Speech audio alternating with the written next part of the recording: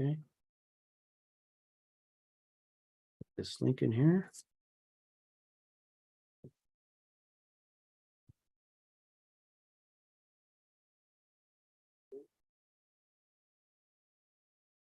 This link in here.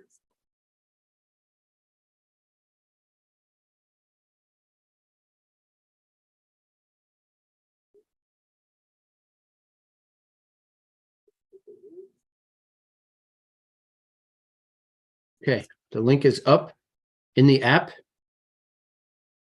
Give it 1 minute. If you want it on the side or someone you're with or whatever, it's what it is basically it's integrated YouTube into the app. So if you want to open up, or you know anybody who wants to open up YouTube and search for our Pequannock, you'll see the live stream there. That's basically what the same thing that the app is presenting.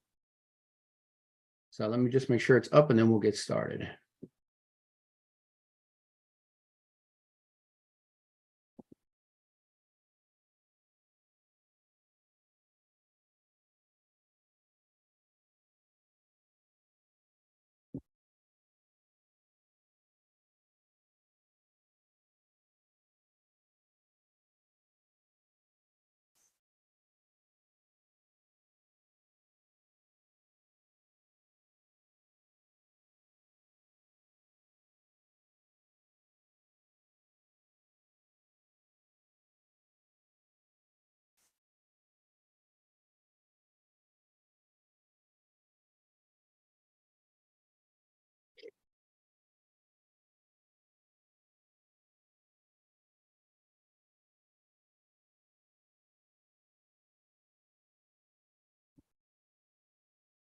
That's good.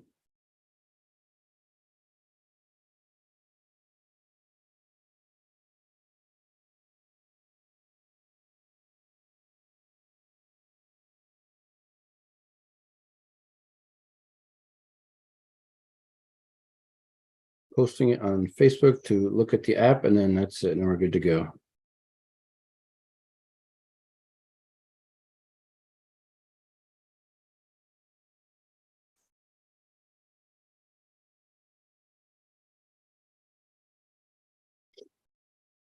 Okay, so now we are live in the app. We're live on YouTube, and I'm going to record the session in case either one of those technologies fails, and we'll be good to go.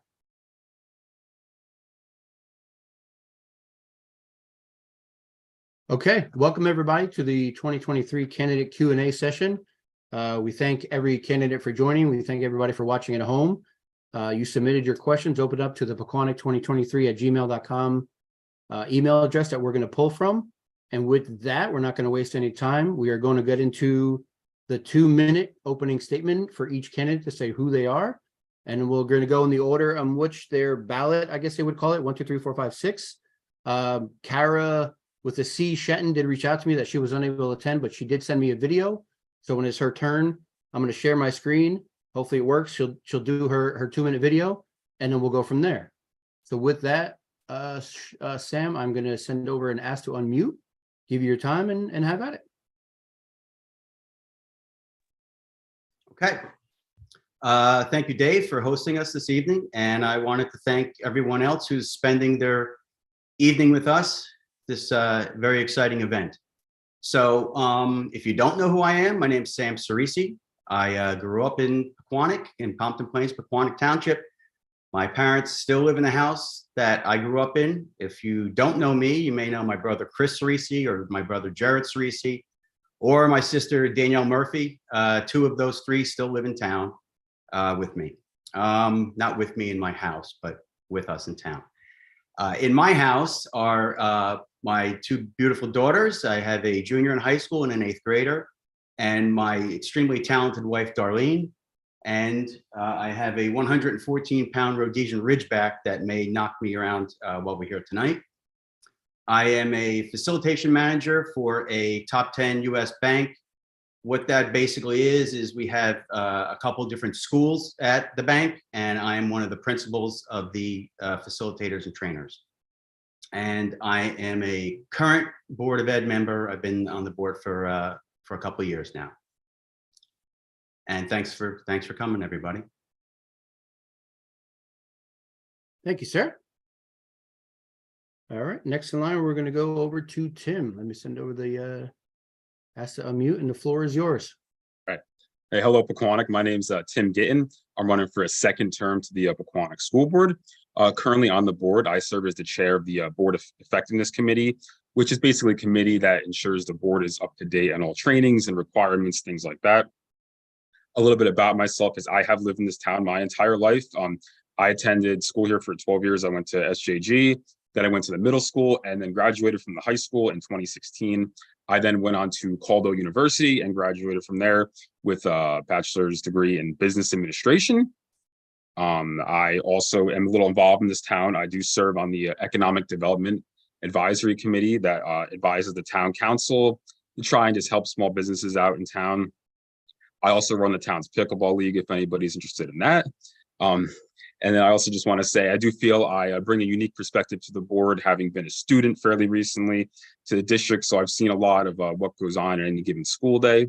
And just one of the main reasons I'm running is I just want to see continued success with students and to keep improving student outcomes. All right. Thank you, Dave. Thank you, Tim. Next up, we have Sarah. Tim, we're going to do the carousel. I'm going to attempt to do this screen share. Hopefully you guys hear it and see it. So give me one moment and we'll take care of that.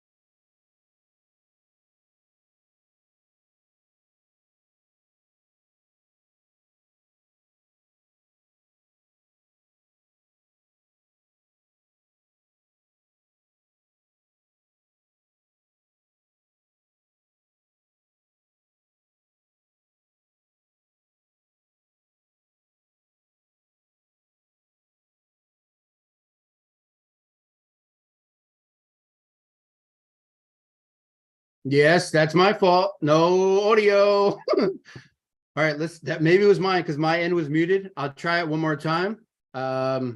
Yeah. So let me give it one more go and see what happens. Maybe because my microphone was muted. I don't know, but I'll give it a try. I know you're all muted, so if you don't hear a sound, just wave again, then I'll know and I'll add it later on. So let's try this start from the beginning. Here we go. Hi, everyone. I'm Kara Shenson. That's Kara with a C. First and foremost, I want to take a minute to thank Dave so much for putting together this event and allowing me to share the short video, as unfortunately, I'm unable to be there this evening. As you know, being a board member is a volunteer position, and in addition to being a wife, I'm a full-time working mother and have a prior commitment, so I'm unable to be with you all. So a little bit about me, Kara with a C. I was born in South Africa. I grew up in New Zealand, and I moved to the US when I was 16. I met my husband, Kevin, who was born and raised in Pequannock, at the University of Maryland, where I received my undergraduate degree in communications. I subsequently went to Seton Hall, where I received my master's in strategic communication and leadership several years later. I currently work for a Fortune 100 company, financial services, and I've been there almost 20 years. I've lived in Pequannock for about 15, and we are actually raising our 2 girls on the same street where Kevin grew up. I'm one of your incumbents running for re-election, and I've had the honor and privilege to serve as a board member for the past almost 6 years. Again, so sorry to not be there in person. As all you working moms know, balancing everything can be difficult, and sometimes you have to make hard choices. But I have every confidence that Sam and Tim will do an awesome job representing us. As board members, we do not always agree, but the current board always engage in respectful dialogue because we share the same goal, doing what is best for the kids. And my hope is that tonight they will have the opportunity to highlight some of the exceptional work our district is doing. We have fostered great relationships with our school leaders, educators, and staff, ensuring a conducive learning environment for all of our students. Additionally, we've implemented new dynamic programs while reinforcing the success of our existing ones. Our focus remains on optimizing financial resources, providing enriching classroom experiences, using our money in the classroom, not the courtroom, and we remain deeply committed to providing an environment that values and encourages parental involvement and fosters a collaborative educational community. After this evening, I absolutely intend on going through all the submitted questions and will do my best to address any that are unanswered over the next couple of weeks. Please also know you can reach out and contact me through our campaign Facebook page. Again, Kara Shenton, Kara with a C, number 3 on the ballot. Thank you all for being here. And Dave, thank you so much for this opportunity. Okay. That was Kara. And next up is Aaron. Let me send you over an unmute request and the floor is yours. Good evening. My name is Erin Heider. I ran for Board of Ed last year. I grew up in town. I actually bought my childhood home as my parents downsized. They didn't go far. They're 3 doors down. So they live on the same street as me. My sister Amy, which you might know, growing up in town as well, still lives in town. And my sister Jacqueline is in a neighboring town. I have 3 children. My oldest is 7 in 1st grade at SJG. My middle daughter, Emma, is 4. And then my youngest son, Quentin, is 2. I am an educator for 16 years. I went to Penn State directly following graduating in 2000. I graduated Penn State in 2004. Shortly after, I went into Teach for America, and I helped rebuild New Orleans post-Katrina for 2 years. And then following that, when I came back home, I ended up working in Ridgewood, and I have been there 14 years. So 2 years in New Orleans and 14 years in Ridgewood. Both experiences have given me a lot of different perspective and experience in the education field. And I hope to be given the opportunity to bring that to the table for our education system as we desperately need to move forward in supporting all of our learners in reading, writing, and mathematics so that they're strong enough to have the future they wish to have based on the education system they're entitled to have. Thank you. Okay. Thank you so much. Next up is Sean. I'm going to send over ask to unmute, and the floor is yours.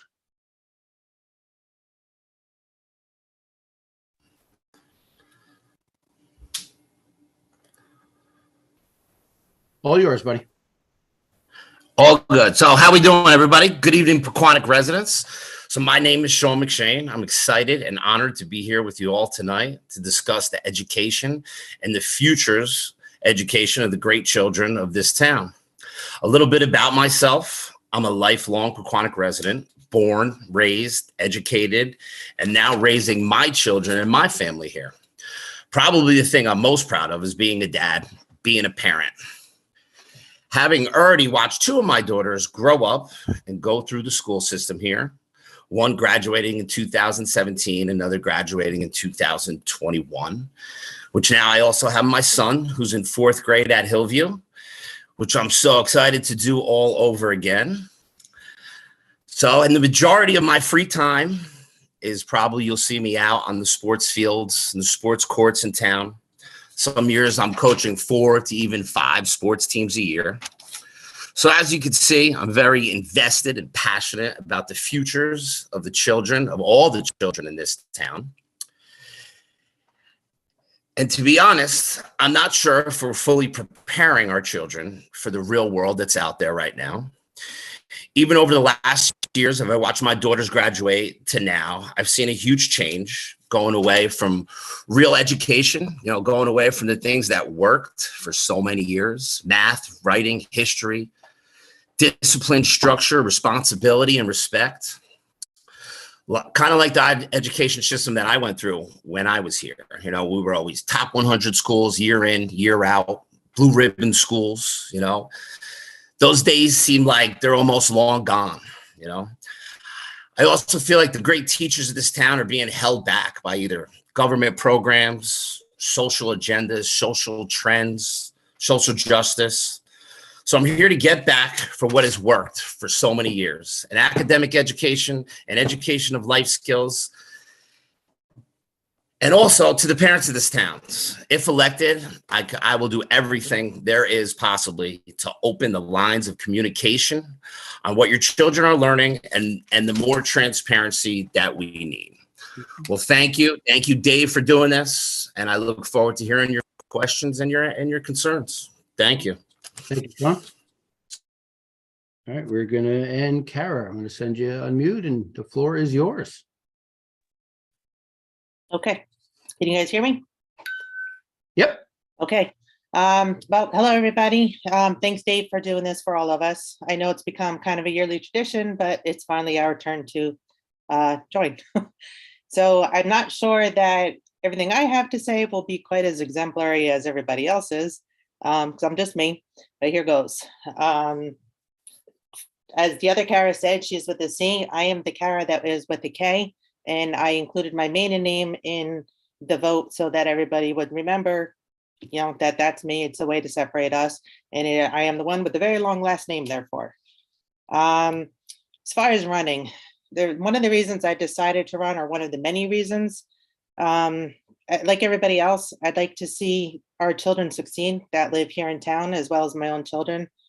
I would like to make a difference, I guess, is really what it boils down to, and perhaps see some changes. There's a lot of things that have been going on in the school systems that I am not happy with. I'll tell you more about myself when I'm done. Well, okay, now I'm getting a little nervous because I'm getting flustered. So anyway, as far as myself, I also grew up here in town. In fact, still in the same very house that I was born into. So I've lived here literally all my life. I have 4 children that range in age from 15 all the way up through 25. They have gone through the system, except of course for my youngest, who is a sophomore at the high school right now. The things they tell me that they had seen in school, or that they can compare even to their youngest brother that is in class still, a lot of things have changed. I'm not saying change is always bad, but perhaps change doesn't have to be changed for change's sake. Anyway, perhaps also you might see some of my furry tribe run in the background. We have 3 pets besides. I am an RN. I graduated from William Patterson with a BSN. When I was working, I was head nurse with the practice that I was in. I chose to work in a practice rather than a hospital by choice. But then as my kids came along, being that my oldest daughter was very sick after she was delivered, I stayed home with kids and then just ended up staying home full time with kids to raise them. I've also been active in the town with volunteering, mostly into schools. And I also helped my husband run the family business here in town where it's based out of. He's actually 5th generation. It started with his great-great-grandfather. Okay. And by the way, anybody sees my scar, I'm getting over surgery. It's not for Halloween or anything, so don't be afraid. Right. And Thank you. There'll be questions. Yeah, plenty more time. I just want to get through the 2-minute introduction thing. Thank you so much. So that's everybody's introduction. What we're going to do now is what we agreed to is I'm going to pull the questions out of the email count. It's only going to be questions that can be asked to each candidate. It's not somebody specific. It's not about any kind of current board information that somebody may know, may not know. It's 4 minutes per question to answer. If you need 4 minutes, you take 4 minutes. If you don't, you don't. You have a question, Sam, or are you saying 5 minutes? Let me unmute you. Hold on 1 second. I asked it. Yeah, shoot that on mute and then. Timmy and I both have to read a disclaimer before we speak tonight. Fair enough. You want to, is that per question or are you going to do it up front? No. One time, that's it. All right, you want to do yours and then I'll undo Tim and then we'll go from there. Thanks for bringing that up. Okay. All right, Okay. Sam, it's all yours. All right, and I'm going to read this right off of here. So Yeah. the following statements are made in my capacity as a private citizen and not in my capacity as a board member. These statements are also not representative of the board, its individual members, and solely represent my own personal opinions. Thank you. Thanks for doing that. Tim, let me get you over. All right, you should have it. It's all yours. Yeah, I'll say the same thing. The following statements are made in my capacity as a private citizen and not in my capacity as a board member. These statements are also not representative of the board, of its individual members, but solely represent my own personal opinion. Okay, formalities out of the way. I'm glad we did it, because who knows how it would have went after we didn't say that. So the questions are going to go in order, in the same order of the opening. It's going to 1 through 6, and the second question is going to be 2, 3, 4, 5, 6, 1. So the first question that came into the box starts off with Sam. Question says, can you please share your insight onto your campaign financing and any endorsements that you may have received? Let me shoot you over to unmute. Start the 4 minutes. The floor is yours.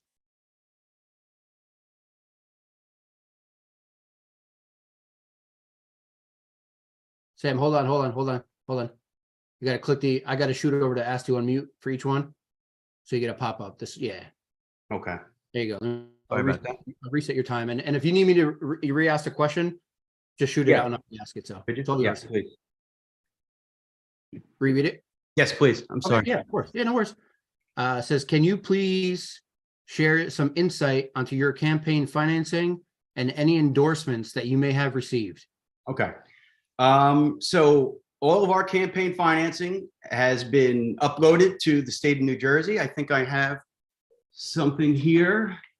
The Election Law Enforcement Commission. Okay. This is something that all campaigns have to abide by. The due date was October 10th, and our stuff is all available online. The state of New Jersey Election Law Enforcement Commission. You can find out everything, everybody who donated to our campaign. As far as I know, everybody is from Pequannock that donated to our campaign. If I'm not sure, I think we might have had one of Timmy's friends from Florida or something like that. But other than that, everyone is local and a Pequannock person who wants to donate to our cause. Okay, thank you. Tim, I'm going to ask you to mute. Same question. If you need me to repeat it, just let me know. Yeah. All right. So, yeah, really all of our campaign contributions should be visible online for people to see. Sam mentioned my one friend. Yeah, he used to live over here. He moved down south, but we still keep in touch. Yeah, almost everything though besides that came from members of the community, people who are excited about our campaign. I don't believe we've received any endorsements from anybody, to my knowledge. I was like to say we're proud and we're keeping trying to keep our campaign just as bipartisan as possible. Yeah, that's how I believe school board elections should be ran. Okay, thank you. Aaron, I'm going to send you to ask to unmute, and the floor is yours. I think I'm going to first start off about how this election is nonpartisan. So campaigns are public knowledge, and one should question why for the last 3 elections, for every incumbent, every treasurer on each account is Mr. Martin, who is the president of the Democratic Club's husband. Hold on 1 second. So what I'm going to do is this, when we're talking about incumbents, we're specifically pointing out a candidate. Let me put my thing on. Hold on. Sorry. We're specifically pointing out a candidate, and I get there's feelings about certain way that certain people run things, but the agreed thing here was not to say an incumbent, because now that narrows the field down to who's in here. So the general question to you from the public is, let me read it one more time. Can you please share some light on your campaign financing, any endorsements that you may have received? You can answer it in any way you want, but what got me is when the incumbent, it narrowed this field down who's on the screen to say people specifically. I hope that makes sense. I didn't mean to cut you off. I stopped your time so you can have the rest of it back, but I just want to make sure we stay on that track, and I'm going to ask you to unmute from here. Understood. Thank you. Being that it's public knowledge, I am the treasurer of our 3-person ticket. Individuals can be the treasurer and not that I wanted to micromanage, but I wanted to know where all finances, which all three of us have access to, and login information, so that we are the ones leading it. We are the ones knowing where our money is coming from, and that we are the one managing it under under Friends of Erin Heider for BOE, EIN, federal identification number. Again, as Mr. Streese shared, that according to state regulations on October 10th, up until that point, we needed to show contributions. And there's 3 separate times within the election period. The first one was October 10th, at which point I had submitted the paperwork for LEE, which is Leadership and Equity, Educational Equity, which is a campaign support system that I was affiliated with for Teach for America. So they gave $1,000 contribution in order to support our campaign, which is public knowledge. Okay. Thank you so much. Sean, I'm just going to ask you to mute. I'm going to read it off again, just so the question's fresh in your mind, and the floor will be yours. Can you please share some insight on your campaign financing and any endorsements that you may have received? So no, not much insight. As Erin just said, Erin's running the money part of our campaign and how much is coming in and going out. It's not much. We're running on our own here. We're running out of our own hearts and our own love for the kids. There ain't much money to track anyway. But as far as the money goes, like Erin said, she's on the money, but most of our endorsements are our own pockets and our own bank accounts. So that's my answer. Okay, thank you. That was Sean. Over to Kara. The floor is yours. Okay, so since I'm number 6, pretty much everybody has said it all. I know that federally, the money has to be accounted for very carefully, and it has to be public. As Erin already spoke, being that she did run last year, we have been following her lead to this respect, because everything needs to be on the up and up. But also, as Sean said, I feel that we're kind of grassroots here, and we are running on our hearts and caffeine and fuel. Foot to the pavement at whatever we can do to try to help ourselves get out there and be known. Maybe a little bit less experience, but no less heart by any means at all.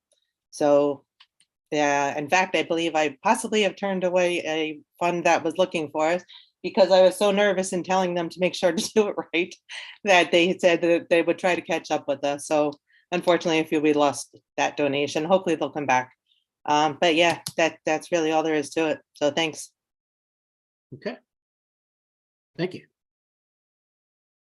We're going to move on to the second question, and it's going to start with Tim this time. Question is, do you support banning books? And if so, what books do you support banning in our district? So I'll ask you to unmute and give you your 4 minutes. It's all yours. Thanks, Dave.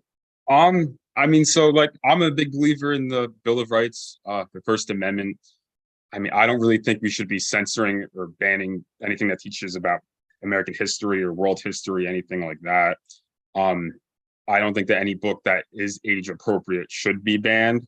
Of course, if I think the book is not age appropriate, then absolutely it shouldn't be in the classroom if it's not age appropriate. If there is anything like that, we do have a process that takes place to remove anything like that. I do trust our librarians that they're making the right decisions when it comes to what they're putting in the libraries. Yeah, that's my answer. Thanks, Dave. Okay. Thank you. Same question now. So Erin, this is going to go over to you. I'll read the question again so it's fresh in your mind. Do you support banning books? And if so, what books do you support banning in our district? 4 minutes is yours. I think the book ban phrase was definitely very spearheaded politically and very sensitive on language, that they knew that language was going to give a real sensitivity to many people, pulling on World War II and other aspects of that. That being said, I think the state of New Jersey can do a better job of what we deem appropriate in front of children. New Jersey is only one of 7 states that doesn't take place of the obscene materials law, which individuals that put inappropriate sexual content, whether it be text or visual graphics, that then it would be held upon in a criminal court. Being that New Jersey doesn't take part, 1 out of 7, where 43 other states protect children, I think as parents, we do and we always should be asking the appropriate questions of what's in front of our children. As much as I trust others, as an educator myself, I don't see why our catalogs in schools could not be available to the public, which is available in surrounding districts. That transparency would make people feel a lot more comfortable. There are particular books that are very media centered right now that if they were in one of the obscenity law states would be deemed very criminally inappropriate. I think there is content visually planned to be appealing to children that is very questionable. Like, I hate to go to the extreme, but if it's graphic or pictorial, if the visual is of a sexual content, then anybody under the 18 really should be accompanied by an adult if they plan on accessing. Now, I'm not naive to think that if you ban something or you say it's not going to be in this school because it's not appropriate, that they're not going to go to the public library. That's fine. It's at a public library. If your child's getting up to go to the library, the public library, to find a book, well, then that's you on as a parent when the child's under the parent's responsibility. But when that child's under the school's responsibility, it becomes the school's responsibility that anything that's on those shelves is deemed appropriate. And I believe we might be doing that, but we don't have the transparency in our township to guarantee that. Okay, thank you. Next up is Sean. Let me unmute you. Same question. I'll read it over. Let me ask you to mute and then I'll read it again so it's fresh in your mind. You can answer and take your 4 minutes if you need. Do you support books? Yes, sir. Okay, I'll just do it one more time. Do you support banning books? And if so, what books do you support banning in our district? The floor is yours.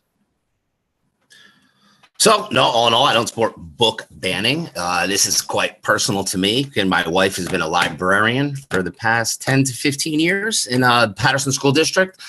I think the key word here, as Tim said and Erin said, is age appropriate. Age appropriate books for each grade, for each school, for the high school, obviously going up is what they're learning. Obviously, I know there's videos too that are in the libraries, and everyone was saying picture books. I'm not saying things should be burned or books should be banned, but I think as a curriculum, it should be gone over of what books, and which should be transferred to the parents of what books that they're getting. Or maybe our libraries, I'm not saying I don't trust our librarians, but at this time in this climate, maybe there should be a database in town for parents to be able to log on and go to the library and see what books that their kids are looking at. You know, let's be honest, when we go to a library, sure, there's a librarian there, but the kids can pull whatever books they want, right? Me personally, I've actually had certain books and parents question, books being donated by certain groups in town that personally, no, I didn't seem appropriate to be in those certain libraries for those certain age groups.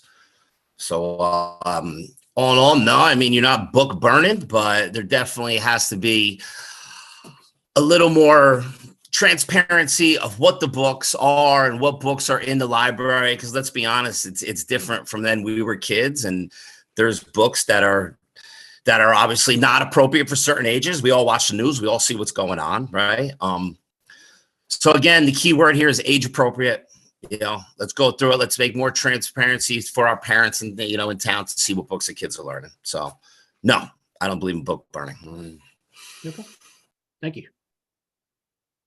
After Sean, Kara with the K, I can repeat the question if you need. If not, the floor is yours. I'm good. I'll just go. Sounds good. Okay.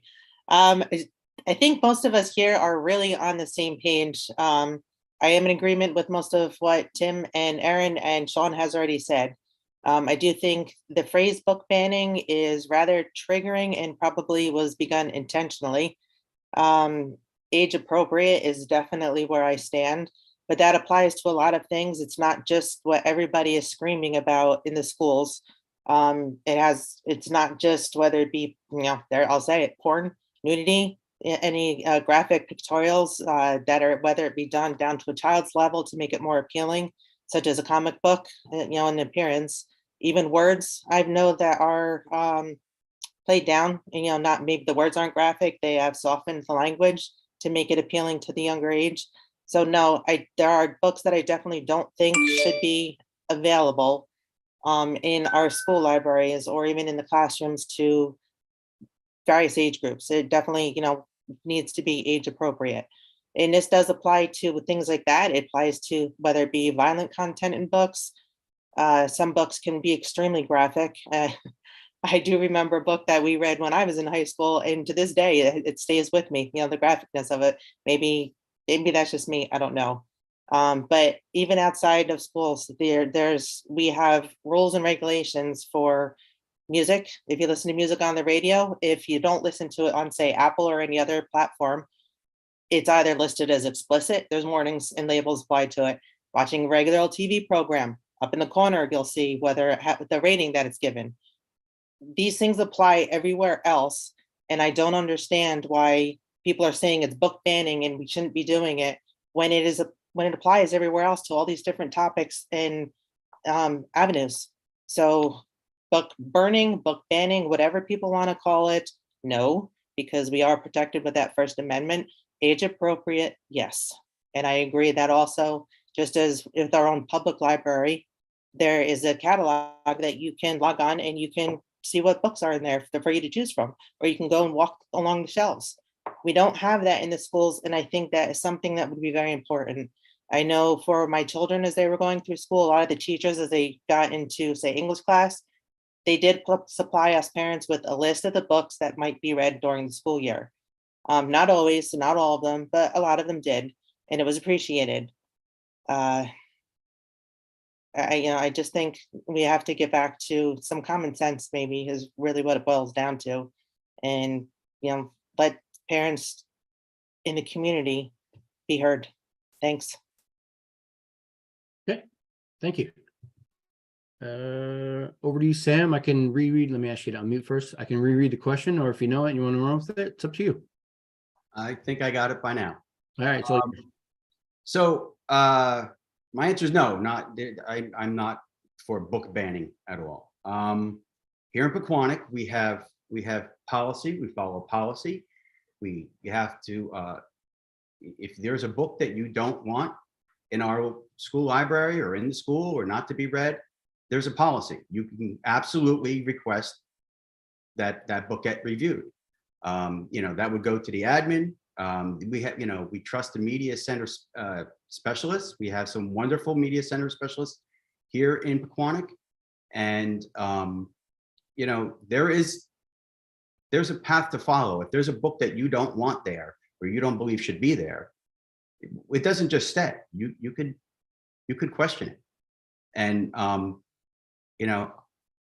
that it would come to the board itself. That would go to the administration, but we're not aware of any books that have been questioned or, in the last several years. So that's but there is a policy. Okay, thank you. So we're going to hit the next question, and it's going to start with Erin this time around. The next question in the queue is, what are your thoughts on changing the high school start time? Oops, you switched over. Did I? Yeah, I sent you. Okay, the camera switched. I've actually been on that committee because I was interested from the start when Dr. Portis put the email out of any families within the community that wanted to be a part of that. So I've been a part of that conversation from the start. I've shared what my district, Ridgewood, they do a really good job of their Board of Ed posting presentations.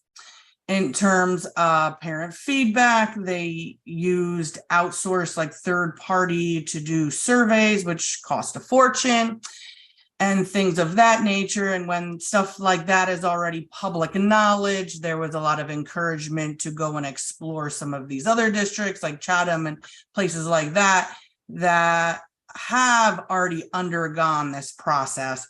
And then maybe we can look at some of that data to hopefully save our district exploring a good chunk of money for a third party to conduct a survey that we could literally create in Google Forms.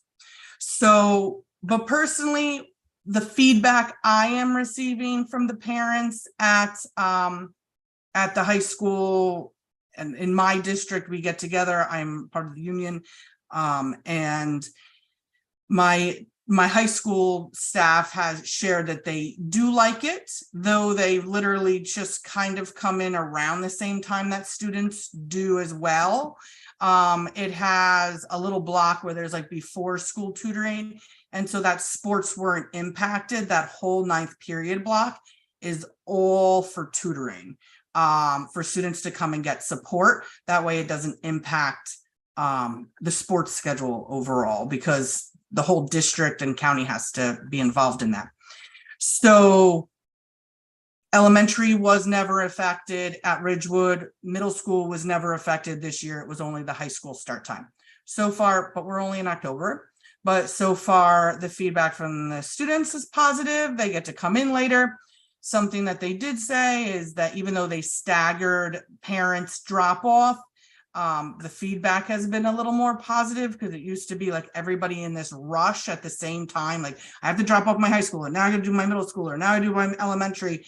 It's allowed, maybe just because it's not so early, that it's allowed a little more of a calmer transition. And but again, it's also October, so I feel like there's still some follow-up to be had, since we're only a month and a half into it. But so far it's very positive. So if we get to that point, I know we have something, I believe it's the 26th, for families to come out. I don't think we always have such good positive feedback of everyone getting up and coming out. So I feel like it would be nice to put some type of survey out there for everyone and encourage them again and again, even saying like, listen, we only heard from 27% of families. Eventually this would impact you, so that hopefully we can get everybody in the district's opinion on the matter. But so far it seems pretty positive. I really like the idea that the children have the opportunity for extra help. There's like a 15-minute block before, I know in the township I work in Ridgewood, that students can come in for that time period as well. Because there tends to be a lot of people in 9th period. And by there being a lot of people in 9th period tells me that it's being very, very positively receptive from the students as well. So far I'm for it, but it's still early in the game. Okay, thank you. Same question over to Sean. What are your thoughts on changing the high school start time? Let me unmute you first. And then once you get it, it's all yours. Yep, all yours. So I have two answers to this. One, I think, as I've always said, parent transparency. We ask around in town. We have a conference, whatever it may be. You're asking me personally? No, I do not support it at all in any way possible. Why? Because let's be honest. Why? Because the kids are going to what? The kids are going to just stay up later. You push time an hour, a half an hour later, the kids are just going to stay up later. They're going to wake up the same time. I mean, it seems ridiculous to me. I'm a union mason for over 20 years. I've been waking up at 4:30 in the morning every year every day for the last 20 years. I believe there's jobs, there's meetings and doctors and lawyers and construction and everything. When you grow up and you get your job, you're gonna have to wake up and you're gonna have to start early. Why are we moving the time back for what? It's something I don't understand. I think it's fine. I think it's worked for years. I have no reason why we should move start times later. What about parents? Parents who are teachers, parents who are out. Now you have parents who can't get to school in time because they got to drop their kid off in this district later. Me personally, I think kids should wake up earlier. They should get out, exercise, get up, and get their day going. But that's me. That's my opinion. So no, absolutely not. I think school should stay the exact same. It's worked for plenty of years, and it will still keep working. And that's my answer. Thank you. Next up is Kara. Same question. Can you repeat it, or let me unmute you? Start time. Yeah, how you feel about the start time? I'm very torn on this one, actually. Where do I stand on it? I definitely see both sides of the coin. My children personally, just alone in this house, you know, I have some that are a little bit more early risers than others. From a medical standpoint, I definitely do understand it because kids' bodies are definitely different, especially as they come into the later middle school years and the high school years. Their body needs do change just simply because of how rapidly they are growing, which is different than that of a baby. So I understand it that way. From the other side, I don't know that I necessarily agree with it. Like Sean, I think, are the kids in the real world when they're in school? Yes, because it's their real world. But their real world is also a part of our real world, the family and the communities and how things run. It's been this way forever. I do know different districts don't start at the same time. You know, our start time, for example, in the high school, 7:29. I know other schools, high school, they don't start until after 8 o'clock. So maybe there could be some guidance that way if different districts reach out to each other and see how things go. I know also, as I said, I think Sean said it, how would it, definitely it is a forum. It's in still the early stages of engaging it with our community. You know, how is it going to affect sports after school? How is it going to affect the entire schedule throughout the day of our students? So I know it's being explored. I am still a little torn. I would need to know more about it. And I guess that's why we're doing this, and we'll get the answers and be able to make a decision. But for now, I think I stand definitely on the side of the fence that let's leave it alone as it is and everybody continue doing and adjust. The kids can adjust. They have been adjusting and it works. Okay, thank you. Next over to Sam. Same question. Let me send it unmute. All right, and the floor is yours. So I am very much in favor of changing the school start times. The school start time when I was in high school was 8 o'clock. I'm the oldest person in the room, I believe. So it might have been 8:15, I'm not sure. But at some point, I do remember back in the 70s that the high school was starting at 8:30 and elementary, I believe, started at 9. But the bottom line is that, and I will agree that with some of the other candidates, that doctors and masons and people like that do need to be up at 6 o'clock in the morning, 5 o'clock in the morning. Problem is that there aren't any masons that are 14, 15, 16, 17 years old. And it is 100% been proven that an adolescent brain works very differently than an adult brain. And anybody who has a teenager or has had a teenager knows that these kids, you can tell them to go to bed at 9:30 at night or 10 o'clock at night, but they're not. They're up, they're wired, and now with these phones, they're up till 1 o'clock in the morning because they can't fall asleep. One of my kids is up doing homework till 1 o'clock in the morning, but still they can't fall asleep. And they can't get up in the morning like a 30-year-old or 25-year-old or whatever can, because they're not adults. And that's not the way the brains work. Research has shown that several prominent school districts in New Jersey have switched. You know, if you don't believe that Princeton, Milburn, Tenafly, and Chatham are good schools, you know, I would like to learn something from those districts. They have all moved. As one of the candidates stated, Ridgewood has also done that. That's another good school district. You know, why we wouldn't want to do something that has proof and data behind it is beyond me. The data shows that improved test scores, reduced sickness, reduced tardiness, reduced risk of depression, and reduced risk of car accidents. So kids are 17 years old and we're giving them a car and they're driving to the high school at 7:10 in the morning to get there in time. And anybody that's been there at 7:10 in the morning, it's an absolute zoo. If you think about it, if you can go back to your own childhood and go back to yourself and tell yourself something that would make your life better. And I don't mean say buy Apple stock, okay? Or, bet on the Yankees. But if you could do something for yourself to make your life better, why wouldn't you do that for your own kids? So yes, I 100% support moving the school start time. Okay, thank you.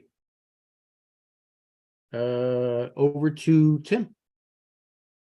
The floor is yours. Thanks. Yeah, so this has been a discussion for at least nearly a year now, I'd say. And frankly, I was a little skeptical at first. I know when I was in the high school, I think the start time originally was around 7:50, and it got pushed back to 7:29. And I believe that's what it's at right now. And so I was definitely skeptical of the idea at first, but after seeing a lot of research and seeing groups like the American Academy of Pediatrics or American Academy of Sleep Medicine, they've all come out and kind of endorse this idea of having a later start time. I think it does make sense to have the kids get more sleep at night, especially when you have a developing brain like that. Getting 8 hours of sleep at night can be crucial. When kids already have sports going till 6 and then have to do all this homework on top of that, a lot of times they're not falling asleep till well after midnight. So by pushing back the start time, it does give these kids a chance to get the full 8 hours of sleep that they need. Also, we do have extracurricular activities in the morning sometimes, like extra help, or even the band sometimes goes in the morning. So we're asking now kids and parents to come even earlier, potentially before 7 a.m. I just think that's a little too early in my opinion. So yeah, I do support pushing back the start times around a half hour. So I think that's the right call. Thank you. Okay, thank you.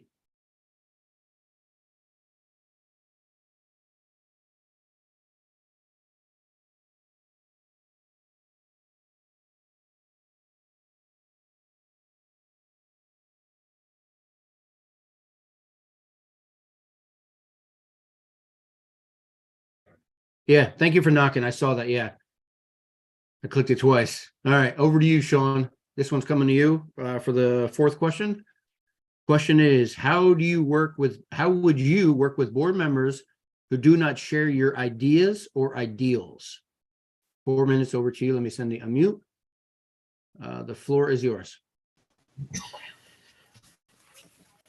Yes, so yeah, this is definitely a tougher question here, but how to work with people that don't have your same views. Well, let's be honest here. There's a board members, you have 9 of you, right? You have to come to some common agreement with each other. Me personally, I would work through whatever we can work through, but at the same time, I'm running here to be passionate for what I think is best for the kids personally. So I would stand strong on certain issues on what I thought is not going to help our children in the schools or their education or their future, which is, I think we're forgetting a lot here, about this. What's good for them now is great, but what's good for them later is more important to me. But as a whole, like I've always said, you have to come to an agreement with everything. You're not here by yourself. You're working with 8 other people. And that's something that is definitely not my strong point, to be honest with you, straight up. But that's something that I would have to sit down and you have to talk and you have to discuss. And it's for the good of the children. And obviously there's certain things that you would have to come to an agreement. Yes. But in all, I would stay strong on my beliefs on what I believe what's best for them. But yeah, I mean, you have to come to a common agreement, which I wish a lot of people would understand from up all the way down. You have to come together. You have to work with something. This is the thing about this country. We believe in one thing. You believe in one thing. We all have different views. We all raise our kids different. But when it comes to the school, which is a bigger picture, because we're educating to a whole group of kids, right? It's not just one. It's not just the other. It's everyone. So you're coming from different demographics, different beliefs at home. So yes, I would I would definitely have to sit back and work with everyone, regardless of their beliefs or their views or whatever it is. Yes. So it's something that I would definitely research on, and I definitely practice myself in doing. So yes, I think I could definitely work with people that don't have the same beliefs and views as me. Okay, thank you. I'm gonna send it over to Kara real fast because my dogs are going crazy with the Amazon. Let me unmute you and give you your 4 minutes. Same question. How would you work with board members who don't share your ideas or ideals? I don't think I need too long to answer this question, because quite frankly, we all are adults and we all come to the table with different experiences, different backgrounds, different beliefs. But the reality is, if elected, as Sean said, there's 9 of us at the table. And if, the people who chose to to vote and put the 9 people at the table did so with the belief that everybody would eventually come to a common conclusion on something. Whether it's put to vote at the table, of course, there's 9, so it doesn't have to be unanimous. It doesn't have to be one-sided. But that's the beauty of it all, I think, really. Different beliefs can often yield new beginnings and new ideas. Discussion often brings more than you realize you had in the beginning. It points of view perhaps that you weren't aware of or you didn't see. So I don't see that I would personally have an issue in it. Yes, I can be very stubborn at times, for those that know me. Everybody knows that. And maybe tend to dig in my heels. But if something I believe in strongly, really, as Sean said, but it doesn't mean that I'm not willing to listen or keep my ears open. So I don't necessarily think it would be an issue. Okay, thank you. Same question over to Sam. How would you work with other board members who don't share your ideas or ideals? So I've been on the board for quite some time. I've been on the board with many other board members over the years. And I will tell you that it's a great thing that there are 9 board members, and there's always an odd number for that reason. Most boards are 9, some boards are 7, some small districts, they can't get enough people to run for the Board of Ed, so they only have 5, but it's always an odd number. And, as a professional, as somebody with a, as my friends would say, maybe a strong personality, you still have to learn how to listen to what other people have to say. You need to have a board with different opinions. And I will tell you that over the years, I've been on boards that many of us had very different opinions. I will tell you the current board has many different opinions on things. But in the end, you need to work together to hammer out what is best for all the kids in the end. You need to listen to what other people have to say, and you may not always get your way, but again, whatever is best for all the children, all the students, that's the most important thing. Okay. Thank you. Same question over to Tim. If you need to repeat it, otherwise you got it. All right, cool. All yours. Yep. Yeah. So, I guess this one's kind of easy. I mean, this is something I've already been doing. When I was elected 3 years ago, I was elected on a split ticket. My running mate did not get elected with me. So I was kind of going into this alone. I didn't really know anybody, and definitely learned how to work with the other board members. Even, we all have some differences on issues, and we've had some definitely heated discussions in the past, but we've always known how to keep it professional and always make sure to get the best outcome and really not think about ourselves, but think about the best outcome for the district and the students. And even this year, if there's a split ticket and, one of the other candidates on the other side gets on, I absolutely would love to work with all you guys and even help you guys through the process of becoming a board member. So, yeah, thank you. Cool. Thank you. And over to Aaron, same question. Send over to Moot, and the floor is yours. Thank you.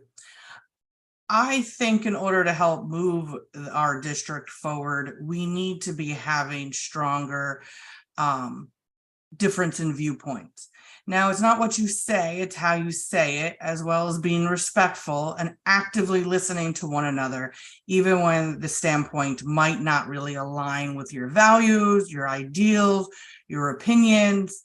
At the end of the day, when you're appointed in a 9-person, 7-person, 5-person board, purposely always an odd number, the purpose is there's supposed to be varying viewpoints.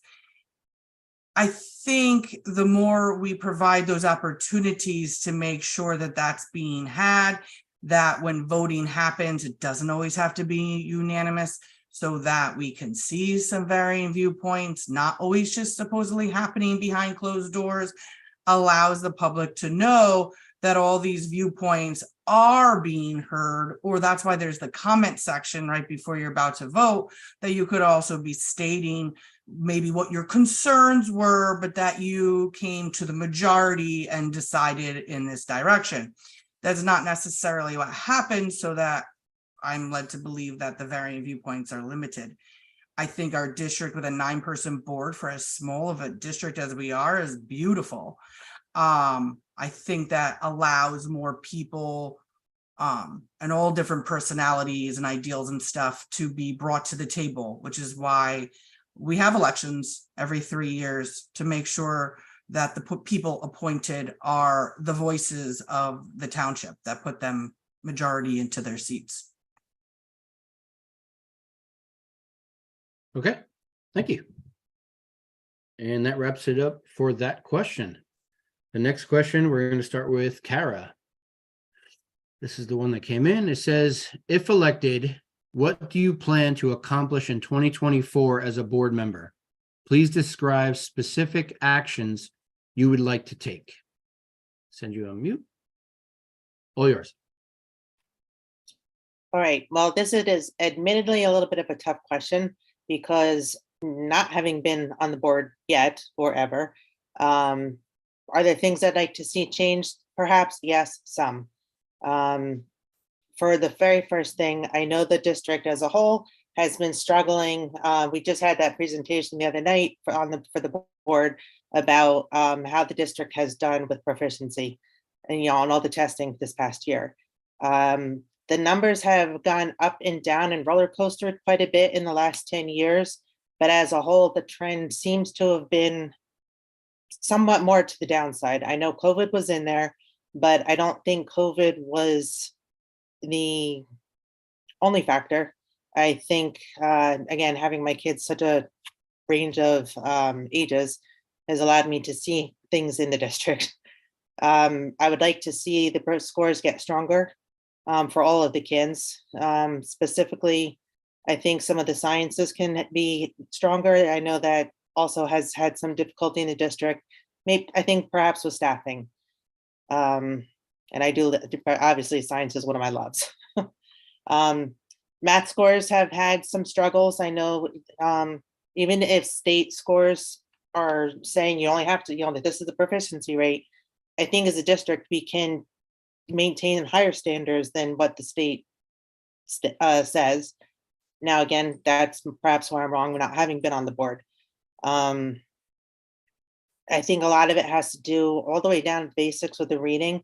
This is something I don't know, and I have been trying to find out. I know the teaching of reading obviously at the lowest levels is done differently than many years ago when I was in school.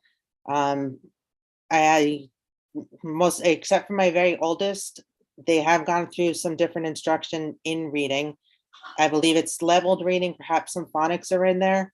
And I think maybe that is some of the problems. So I would like to be a little bit more informed so that I can make better choices for the kids or be part of the choices to be made in as far as strengthening, the academics that are in our classrooms. That's probably the first and foremost for me.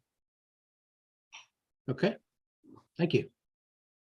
Over to Sam. If elected, what do you plan to accomplish in 2024 as a board member? Please describe specific actions you would like to take. All yours. So I don't really have an agenda. The board works together with the administration. Obviously, I would always want to push forward to increase the performance of the district at all times. You know, you always want to be the best you can be. You know, if you win the Super Bowl, you still go out and do, you know, whatever you need to do to continue that the next year. So I would definitely want to do that. I would definitely, you heard me how I feel about the school start time. I think that that's something that's important.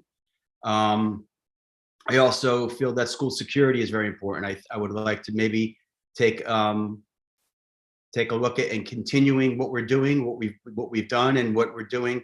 I think it's very important that both the students and the staff feel comfortable coming to school every day, that they don't have to worry about things that are going on out there in the world.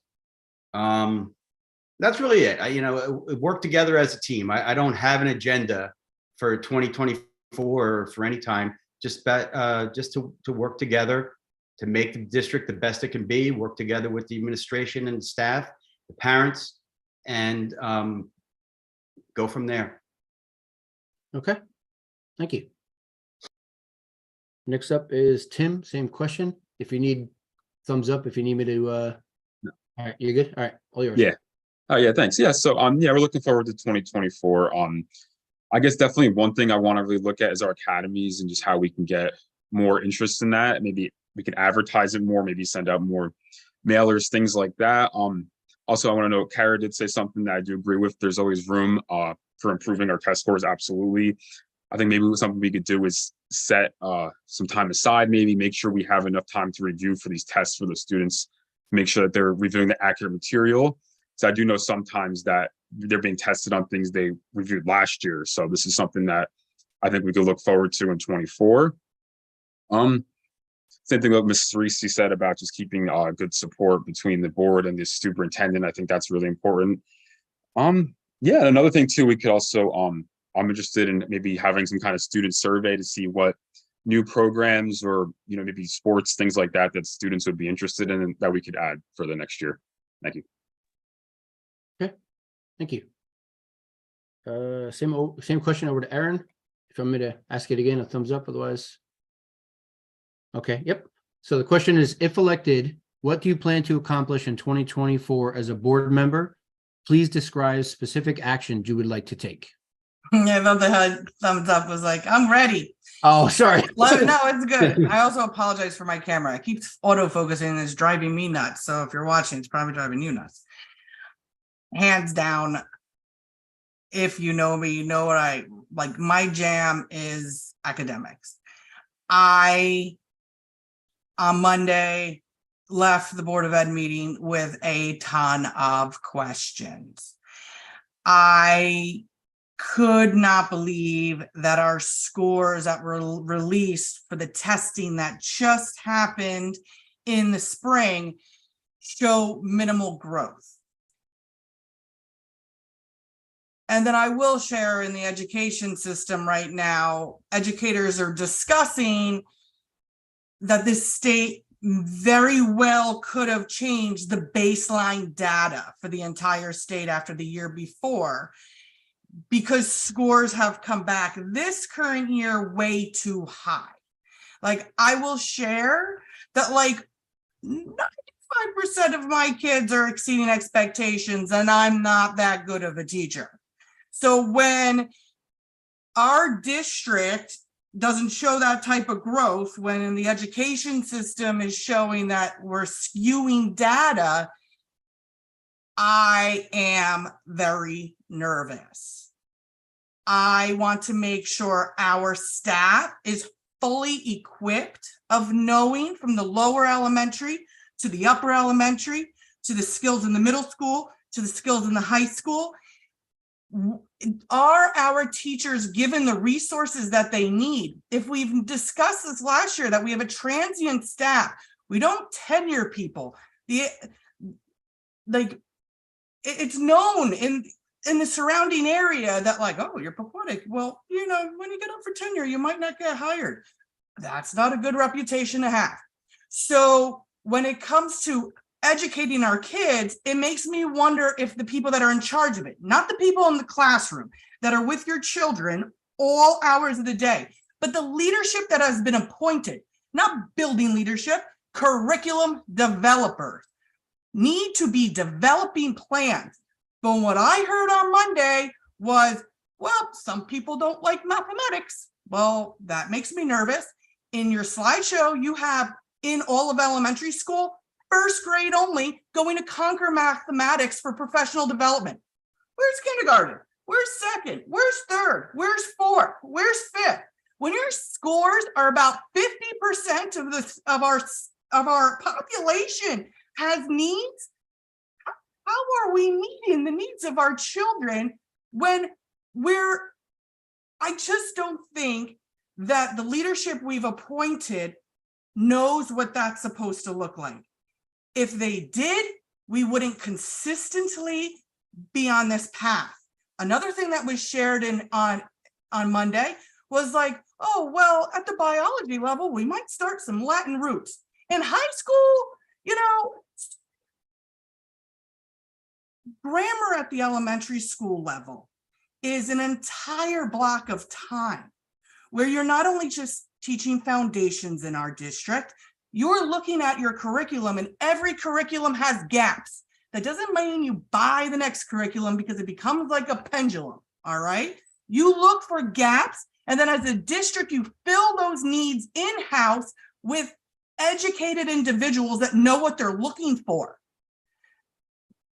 Consistently, iReady and testing our kids, if your leadership doesn't know how to fill those gaps, you will never supply the resources our well-staffed, well-educated leaders need for our curriculum developers to start doing their job. Okay, thank you. And same question over to Sean. I'll read it off one more time. If elected, what do you plan to accomplish in 2024 as a board member? Please describe specific actions you would like to take. Okay, number one, parents' transparency, right? I feel like our parents are being left out. I've received too many emails, too many phone calls about parents in town. They can't find this, they can't find that, they can't find this. Another thing, so attending the Board of Ed meeting on Monday at Cedar Crest, I noticed that there was a huge segment on bullying and harassment, right? Which we could all agree that none of us should think it's good at all. It's not. It should be, it's not a good thing for any of our kids to be doing. But the thing that rung out for me is we have bully, harassment advisors. We have different type of graphs and clinics, and they kept mentioning more training and more schooling. So here I'm going to go with, we got to figure out what works, right? What works instead of doubling down on all this stuff that's getting pushed down from wherever that our board has to implement and has to do. I want to know if it's working, because just as a parent of daughters that already went through the system on the bullying thing, bullying's up. Harassment is up, child suicide is up, child depression, child anxiety. I mean, we could go on and on, right? It's all going up. So it kind of alarmed me listening to what they were saying and put it in numbers and putting it in graphs and saying we didn't equal this number. Well, is it working? More schooling, more training for what? Maybe more discipline, maybe more repercussions. Maybe if you bully, you get detention. Maybe if you do it again, you get in-school suspension. Maybe if you do it again, you don't play sports, you don't play bands, you don't get to go on your extracurricular activities, and you do it again, maybe you're in school suspension, maybe you're suspended. But I think we're missing the repercussions of these actions that's going on in school. I think we're just brushing it by and we're losing it. So back to the main issue of what I'm going to do is let's check what we're doing and seeing if it's working. Let's stop doubling down on everything. And let's see, is it working? Real life, is it working? Are we seeing it? Is it working? Because I'm not. I see my daughter's friends, whatever, consider, people coming in and out, and it seems like they're all on medication. They all have depression. They all have anxiety. They all have this. So I'm all for bullying. It's despicable. It should be cut out, but it seems like we're focusing so much on certain things and it's not working, right? So again, number one, parent transparency for me. And number two, let's see what's working. And if it's not, let's eliminate it and try something else. And that's my answer. Okay, thank you. That wraps up that question. The next question we're going to come in is sort of similar to that, but it's different. So I'm going to read it and it plays off what you would accomplish, but it's going to go over to you, Sam. It says, what new programs would you like to bring into our district? Are they part of your agenda? So I know that's played off of what you like to accomplish, but if there are specific programs you'd like to see come into the district that you'd feel, now would be the time to take your time and run through it. Okay. I really, I'll be honest with you, Dave. I don't get on the administration and say, hey, you need to do this, or hey, you need to do that, because first of all, it's not my job. It's not my place. Okay. I'm a board member. My job is to ensure that the board is run properly. I'm not going to come in and say, hey, I think we should try this math program or this science program. That's not who I am. I'm not going to say that's not what a board member may want to do, but that's not who I am. I am part of a team that works together. The administration is the ones that come up with the things, the curriculum and all that kind of stuff. By the way, our curriculum is published online. I keep hearing about this transparency problem. If you have a question, go find the curriculum. It's right out there. It's online. And also, we're fully staffed. I don't understand some of these questions. I'm getting a little confused. I don't want to get off topic, but to answer your direct question, Dave, I don't really have anything that is there another academy that we could bring in? Maybe there is. If there was something that we had enough students that showed an interest in, by all means, I'd be on board with that. I don't want to sound silly, but we've heard some rumblings that some kids, there may be a call for, what was it, girls flag football or boys volleyball as a sport. I would fully support looking into that.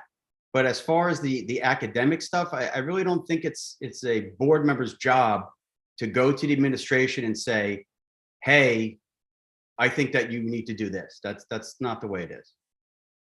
Okay, thank you. Over to Tim. So mute. Same question. What new programs would you like to bring into our district? Are they part of your agenda? Yeah, so yeah, I'm excited. Like I think I mentioned the last question about bringing on new programs, anything like that. Just anything like expanding, arts, music. Even if we introduce like coding, stuff like that, that's really good for the district. They already have like robotics, stuff like that. Really any of these programs could be good for, new learning opportunities for students. But like I said before, I think the best way to go about it would be to do a student survey, see what the student body wants, what they're thinking, because it doesn't make sense for me to make the decision. It makes sense for the students to let us know what they want to see, what new programs or changes they would like, and make sure we have the interest for that. That also goes for athletics too. Like as long as surrounding towns are also playing the sport and we could play against these surrounding towns if it's available, absolutely. We'll be for if there's interest, absolutely. Thanks. Okay, thank you. Over to Aaron, same question. What new programs would you like to bring into the district? Are they part of your agenda? Oh, I forgot to unmute you, sorry. All yours. Thank you. I think we could really enhance our STEM. I'm glad it exists, but if it's 24 out of the 25th of the state. So what that tells me is like maybe from even as young as the early years, when it comes to the sciences and stuff, that we can be interweaving things for science, technology, engineering. Sometimes you hear it called STEM, which leaves off the A for art. Sometimes you hear it called STEAM, which incorporates the point for art. M for mathematics. So it's just, even since we changed, and most of us went through the Pequannock school system. So like, I remember doing typing pals, like in typing at the time with Mr. Puzio in the middle school, because like, that's what was needed at that time. And we needed to learn how to type. But like right now, coding, like we have to also look at the lens of like, what are the children's opportunities in the world we're living in currently? And sometimes that means we need to bring ourselves up to speed. And that doesn't mean expensive, or even there's plenty of free programs that we could circulate throughout the district if, you know, teachers felt that there was a need. So in addition to asking our students what they feel like we are lacking and what they would like to see from sports to programs, we could also give a couple options of, you know, what would favorable, which ones would you like the most, knowing to be more a little fiscally aware. And then also like our teachers, you know, like they might find it, I'm just bringing this up, I don't know, but like, let's say when it comes to the sciences, they're looking for something a little more hands-on based, and then we can be bringing ideas to the table if they're welcomed. Because I do think it's our leadership's responsibility to bring ideas to the table, which is why we're a 9-person appointed board that then have subcategories of responsibilities within the district to make sure all categories are working correctly, which include curriculum. Okay. Thank you. Over to Sean, same question. What new programs would you like to bring into our district, and are they on your agenda? Yeah, so simple Yeah, maybe. question, simple answer for me personally. I'm also not naive to think different expenses are going to come with certain activities and certain things coming. I understand that, but you asked the question on what groups I would like to bring it to, and at the top of my list, wood shop, metal shop, home ec, learning how to sew, right? Stuff like that. And listen, I understand. I know we have a Morris County Tech, you know, right, where kids get shipped off and they go to their schools, right? I understand that. But what about the kids that want to be lawyers and doctors that aren't going to Morris County Tech, right? And maybe they want to learn how to sew. They want to learn how to make a clock. You know, they want to learn how to they want to fix their toilet, fix their shower. You know, what about these kids? Right. I get we have the kids that want to go into the trades and want to go into that, understand that, right? They go off and they go to Morris County Tech, right? Personally, right? So I'm not sure as a building trade guy, I see these kids coming in as I'm involved in the apprentice program in my union. They're not prepared to swing a hammer, let alone fix their shower or fix their toilet in school.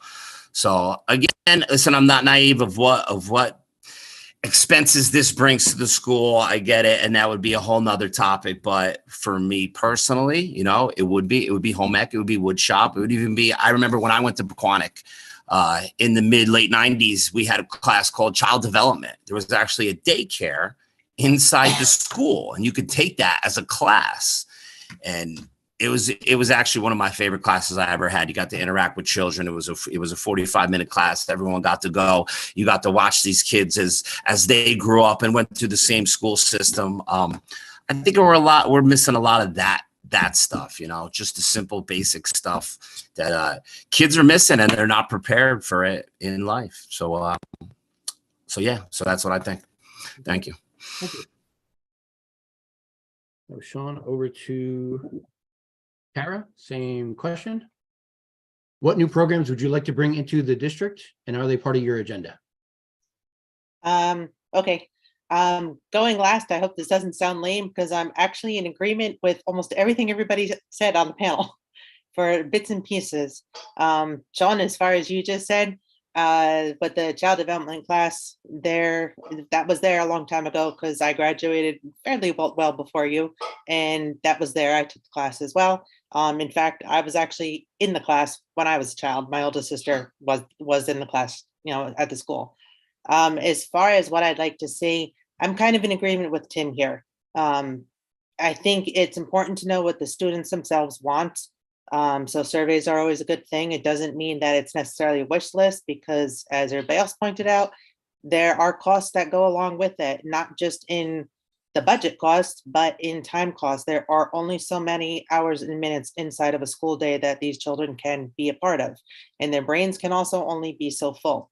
To that end, even though it doesn't necessarily apply, I'm grateful for the periods as they go through, because the middle school is on the block scheduling. I don't really like that. I think it's better with the way it is at the high school. I think it's also important. I don't know, I will say when you first said the question, I didn't know if it applied to academics purely or if it was also involved with the extracurricular and clubs. So I'm not really sure which way to answer for whoever posted the question. I think first we need to make sure that our academics are strong. I'm not so sure that we need to bring in anything more to the academies. I think some focus needs to be put in the regular part of the school first. Make sure the strength is there. But I also agree with Sean as far as some of the other classes that they used to have in the school that did help better prepare our kids for when they left school and went on to real life. I remember those classes well. Most people that we talk to, they also say they would like to see those classes put in.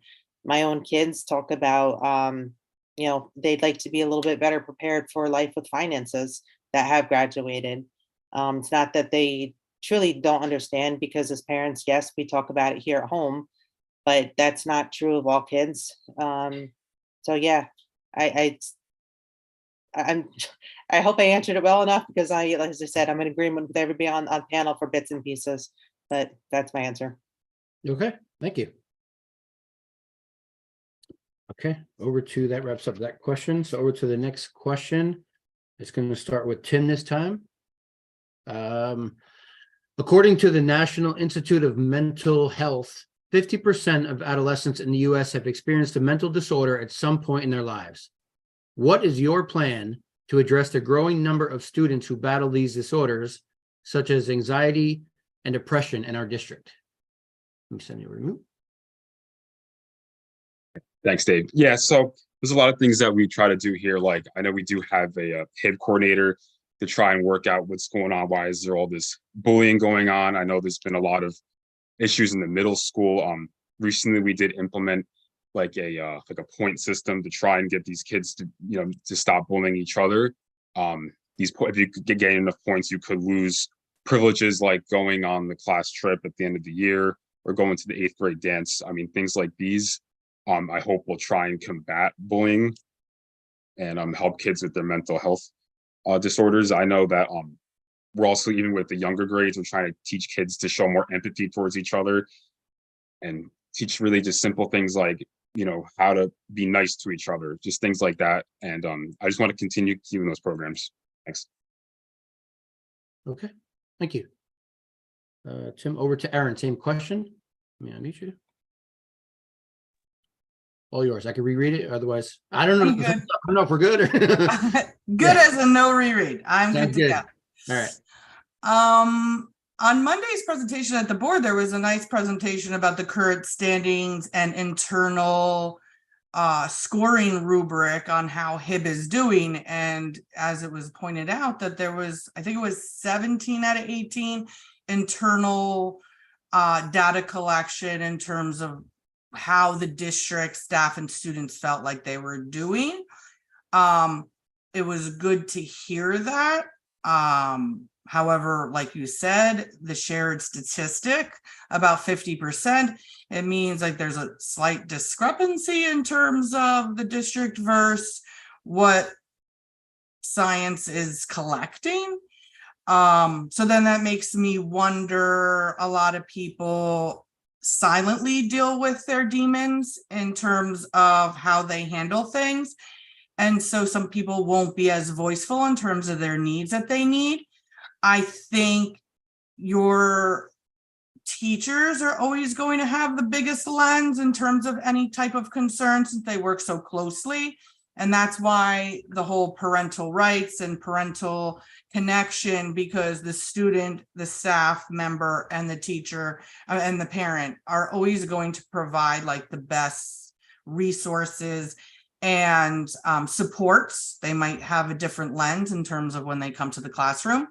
I really hope that as certain groups within our town start shifting gears to become more nonprofit, that doesn't then open this doorway for them to be filtering their resources into the schools without parent consent.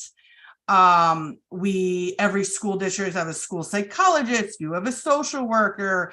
At the upper levels, you have guidance and things of that nature, that as long as the parents are being informed, we have a platform where maybe students can also voice the need for help before it gets too far, and a safe environment where early interventions can begin to take place. I think that would create a platform where students start to maybe share how they can regulate their feelings. And because there's different levels. There's people that might be having something as, not to downplay it, but as simple as test anxiety, versus somebody that over time is developing a true mental disorder. And as a school community, we're going to start to recognize that, especially with like psychologists that went to school for these degrees will be able to provide that proper outlets. I think it's a very dangerous place to be when these helping groups start to infiltrate in our schools versus equipping parents with, this is what we're seeing. There are experts in the field. This is what your child's communicating with your child, because everything does have to be followed in terms of, as long as the child's not going to harm themselves, they still have the right to their privacy. But stating that maybe it's time to start exploring some outsourcing that are experts in the field, and not having the school play the role as those experts, because there really is only one educated individual in the field that can do that, and that's your school psychologist and social worker. So you don't need outside groups to be coming in to fix us. We need to better equip our staff to know the proper platforms of how things are communicated with the child to get them help, as well as the family. Okay, thank you. Over to you, Sean. The question is, according to the National Institute of Mental Health, 50% of adolescents in the U.S. have experienced a mental disorder at some point in their lives. What is your plan to address the growing number of students who battle these disorders, such as anxiety, depression, in our district? Yes, so my heart goes out to every child that's going through this. The main thing is, listen, I'm not qualified nor certified in any way to be helping special needs anxiety. This is, and frankly, neither are our teachers. And I think a lot of that is getting put on them for this too. We're not qualified. We didn't go to school for that. I don't know about this at all. My heart goes out, and I feel that maybe we should hire people in school. Maybe there already is. I personally don't know. But these are, just like Erin was saying, we have to hire professionals for stuff to solve professional problems. And this is something that kids are going through, and maybe we take and we figure out how many kids are going through it. And if it is, to hire something in school, then we do that. Or if the numbers aren't as high, maybe we outsource it, just like Erin said. But this is a problem that I don't think any of us are qualified to have our opinion on. Obviously, I don't know about this in any way, and this is a professional issue with people to solve the professional issues. But I'm open to research. I'm open to people, parents' input. Obviously, again, of what's going on. But no, I'm not. I have no advice to where I would go with this. Me being just incumbent, me running now, I don't know the exact procedures that we go through, right? So I think this is a professional issue where professionals have to solve. Yep. Thank you. Thank you. Over to Kara. Same question. Could repeat it if you need, but you might know. Yeah, I'm good. I don't think I need to repeat it. This is a great question, whoever posted it. However, it is a really big and a really heavy question, and I think we get 4 minutes, 5 minutes. That's not even close to enough time. Okay, so for me, how do I even start this? There's so much to be said here. I think a lot of this has to do with society, technology. A lot of these things have been put into place for all of us in our lives to make things easier and better. And it's supposed to open up free time for everybody, and it doesn't. I think the kids of today, as even compared to just a generation ago, which is what, every 10, 15 years, these kids are under so much pressure. Pressure is not always a bad thing. Everybody's different. People, kids, they all handle it in different ways. You can even dig into the nature versus nurture. I think, again, as everybody has said so far, this is definitely a topic that professionals need to be handled, that have to handle it. People that are certified and have been trained in this, because people that are not trained in this, even if it's well-intentioned, it literally can open up a Pandora's box for any of these students, child's colleague, that they're not prepared to deal with, and you can make matters even worse and just completely spiral out of control. I agree with Erin that I think teachers are, and the kids' friends in the schools, everybody, something is missing somewhere for all of this. And it's not just our school, it's everywhere. I know in our district, we have in the lower schools, the elementary, the pillars, I think is it 5 pillars, 7 pillars, which is great. And it's been there for a while. Just something just still seems to be missing, because bullying and everything is on the uptick. And yes, these kids are emotional. It breaks my heart. Like Sean said, I have so much trouble watching some of these kids. Communication, I think, is first and foremost for everybody, and just watch out for each other. Everybody has a bad day. Everybody has a great day. You don't know what people are going through. Teachers may be the first to see it, but then they definitely, if they do, try to talk to the child. But again, they really need to be sent off to somebody who knows how to handle it. Schools are maybe the first line of defense, but they are not the place where it needs to be solved or should be solved. Thank you. Okay, thank you. Over to Sam. Same question. I could reread it if you need, or you kind of got the gist of it. It's up to Can you read it one more time? Absolutely. The statistics kind of frightened me a little bit. Yeah, it's a lot. Listen, everybody's got some good detailed answers. So, according to the National Institute of Mental Health, 50% of adolescents in the U.S. have experienced a mental disorder at some point in their lives. What is your plan to address the growing number of students who battle these disorders, such as anxiety and depression, in our district?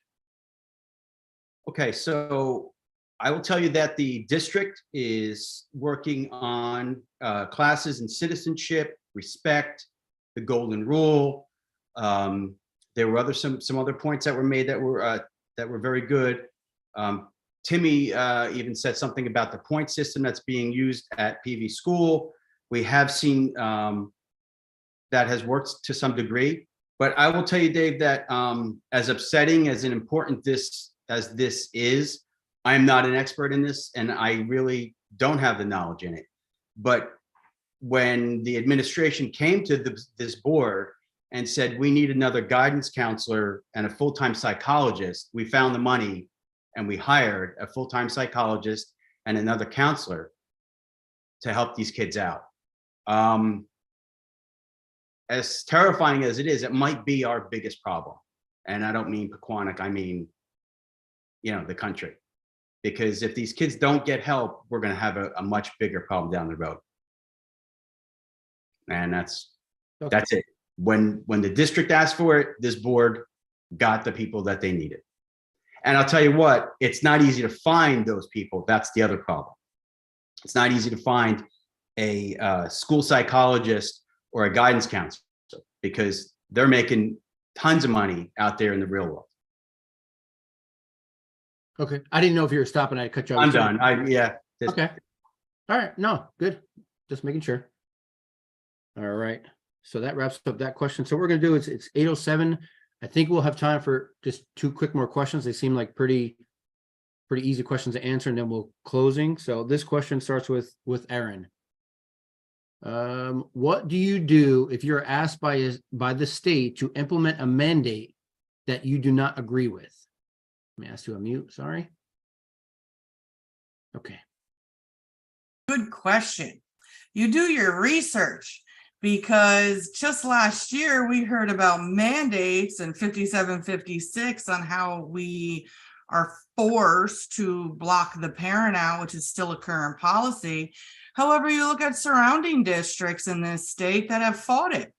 And we've learned that as it goes along the chains of our law command, that state mandates are guidance. So we're finding that our leadership sometimes has an interpretation of certain state push standards and mandates. And then those individuals at which 9 people sit around and discuss it, that's where those varying viewpoints are going to be so important, because I would hope somebody would say, let's do our own research, because we've had more than one occasion where even our state leader, like Governor Murphy, will retract his statements such as, oh no, I only meant for, the health standards to show that certain communities and how they contributed to communities started in middle school, but yet interpretations on our board are, let's start those in elementary school. So we need 9 people, 9 brains to come together and look a little deeper, because if there's so many districts cutting out these mandates that don't make sense, and that parents are saying, I'm not going to give up my rights to my child, then we should hear them.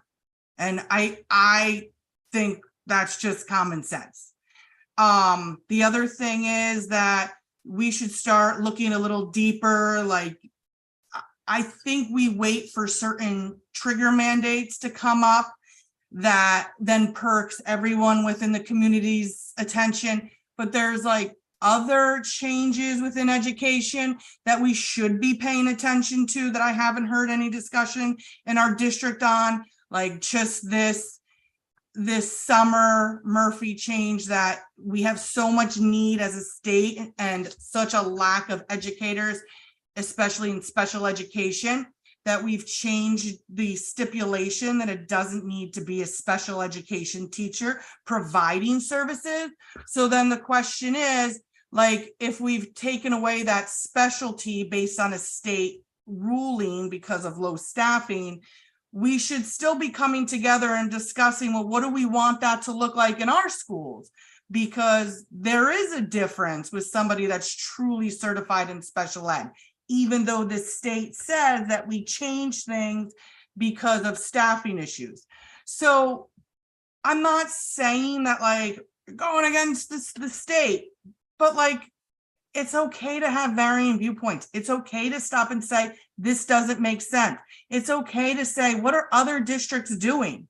And do they disagree with this? And if so, how are they handling it? Because our meetings are public for a reason. They're recorded for a reason. So if we actually, as appointed members, do our due diligence and our research, we're actually making sure all of our students were staffed really to the best of our ability, as well as supporting our students to the best of our ability, because we're asking the right questions and we're thinking first. We're not just being told what to do. We're thinking about what's the right thing to do for our students. Okay, thank you. Over to Sean. Question is, what would you do if you were asked by the state to implement a mandate that you don't agree with? Very simple. If I don't agree with it, I'm going to fight to the very end for not cooperating with the mandate, basically, right? And also there's another side to it. We would take our parents and the people in the towns, opinions on what they think and what they feel. But if let's just say we're strictly relating to the mass mandate, obviously this sounds where it's going. No. I would fight to the very end, and I would stick up for your children and your children's health, which now we know is a disaster, right? We know that. So obviously the state does not know everything, and actually they're wrong most of the time. So No, I would fight to say no. If it's something I agreed with, that's something different. But the question was that a mandate that I didn't agree with, no, I would fight to the very end, of course, unless the parents disagreed, and then that'd be another way to look at it. But no, I would not fall for every mandate that's said. Thank you. Over to Kara. Here. All yours. Okay. Yeah, this is a tough one for me, because I have to make sure emotions don't stand in the way of things first. As they both said in the past, things have come down the pike from the state that supposedly have been, it was supposed to be law. This is it, you have to do it, or a mandate. Laws and mandates are actually different. But then, yes, if it's put into the standards, it's hard to fight. But as a board, then you get to choose how the curriculum was going to be set forth to students. So yes, I definitely, probably, if it's something I disagreed with, yeah, I do think I would dig in my heels. But I would first want to definitely do the research, figure out where things are coming from and why. And then especially I'd like to get the pulse of the community. The parents that voted, if I did get on, voted to put me there, but we are there to be the voices of the community and of the parents. So I need to be careful not to have a knee-jerk reaction when voting. But yeah, I also do have things that I will stand firm on, and I also do believe in as a parent. Maybe that's, everybody that comes to the table does bring something different. As I said, I'm RN, I have a medical background. There's teachers, there's special ed, lawyers. All of that is important as input in what should be best for our kids, and we'll all give also different viewpoints as to why they think something should or shouldn't be set forth. So yeah, hopefully as a group we can agree, and otherwise, yeah, I won't be afraid to let my voice be heard or dig in my heels if necessary. But yeah, that's a tough one, a good one, but a tough one. Thanks. Okay, thank you. Same question over to you, Sam. All yours. So I think the issue here, Dave, is that you don't always have to agree with everything that the state says. I'm not going to sit here and tell you that I agree with everything the state says. We all speed, we all do other things that maybe the state says you're not supposed to do. But the difference is that as a sworn board member, you take an oath to follow the laws of the state of New Jersey. And so let's just say I didn't follow the laws of the state of New Jersey. I would be removed as a board member. So now I become useless to that board. And then I would open up the board in the district to subsequent lawsuits. So this is happening across the state. This is happening in some other districts, and it's costing them hundreds of thousands of dollars. And what could we do with hundreds of thousands of dollars in our district instead of fighting a court case? We could be using that in the classroom. So I'm not going to sit here and tell say that everybody's wrong with what's in their heart. But the bottom line is that as a board member, you take an oath that you must follow the laws of New Jersey. And if I don't, they're just going to remove me. So keep the money in the classroom, not in the courtroom. That's about the best way I could put it. Okay, thank you. And Tim, right? Yeah, I didn't get you yet on that one. Let's get mute. All yours. Thanks. Yeah, so like Sam said, we took an oath to this office that really implements all state mandated policies. By not implementing certain mandates, we are setting up the district for lengthy and legal court battles. We have seen this in other districts. I'll take Hanover as an example. Their board did pass a resolution that would counter policy 5756, and the state 2 weeks ago did shoot them down. They were not allowed to implement this policy. So at the end of the day, the results still stayed the same, and they cost their taxpayers thousands of dollars in legal fees. I just don't think it makes sense to spend our tax dollars in the courtroom when in the end nothing really changes. I mean, I'm not a lawmaker. I don't make the laws if this is what comes down. I mean, you don't have a choice sometimes. I mean, personally, I have written letters to politicians on things I've disagreed with, but as a board member, it's out of our control when it's mandated. Thank you. Okay. Okay, so that wraps it up as far as question wise. You guys were phenomenal with your answers. I thank you for putting yourselves out there, no matter the outcome, to put yourselves out there for scrutiny, good or bad. I give you credit for it. My skin is not that thick, even though I'm sort of everywhere in the Pequannock world. I would not be on this side of the monitor. I like this side better. So I thank you for that. I thank you for your professionalism, your answers, and your dedication to this town and our community. So with that, I will give you 3 minutes each because it went pretty fast, just to sum up who you are, what you want, and at the end, just make sure to let everybody know if they have further questions, how they can reach out to you, whether it be your Facebook, email, whatever, stuff like that. So we're going to go in the reverse order of how we started. So Carrie, you're going to open up your 3-minute closing statement if you need the 3 minutes. I don't think I need the 3 minutes, but follow up, straight up, I don't have a closing statement. I actually feel that what I've said to answer each of the questions, are there things I could have further said? Yes. Are there things that I wish I had included? In hindsight, yes. But I hope everybody that is watching got a sense of who I am that doesn't know me already. If you choose to vote for me and put me on the board, I certainly will do everything I can to fight for your kids and make the district, the school a better place for our kids. I'm not saying that it's terrible already. By no means. That's not why I want to run. I grew up here. I love this town. I'm still here. And my kids have grown up here. But yeah, I'd like to have the chance to get on and see what I can do for your kids and my kids, since I still have one that's left in the district. I'd like to have the chance to fight for the kids and be a part of a group to push things forward. So thanks very much, everybody, for your time tonight. And Dave, thank you for putting this all together for all of us. I appreciate it. And before I mute you, if anybody has any further questions after this, what's the best way to reach out to you? I am on Facebook. I'm totally honest. I'm not on everything all that much, but I do, especially now, try to patrol Facebook. Okay. So it's probably the easiest to start, and then I can give out other personal information if need be. Sounds good. Thank you. Sean, over to you. Your 3. Yes, Dave. So thank you very much. Thank you, everybody, for joining us tonight. And as a whole, as of me, if I am lucky enough to get elected to the board, I am who I am. I'm here for no other reason but your children. I'm not here your friends or your status or that. I understand the board members took an oath to the state. I took an oath to the kids before I take an oath to any state. So this is who I am, and the kids are always going to be first, and I'll always put them first, no matter what. So all in all, I'm here for you. I'm here for the parents. I'm here for every one of you. You can catch me on any sports field at any time. Don't hesitate to come up, ask me questions, talk to me, speak to me.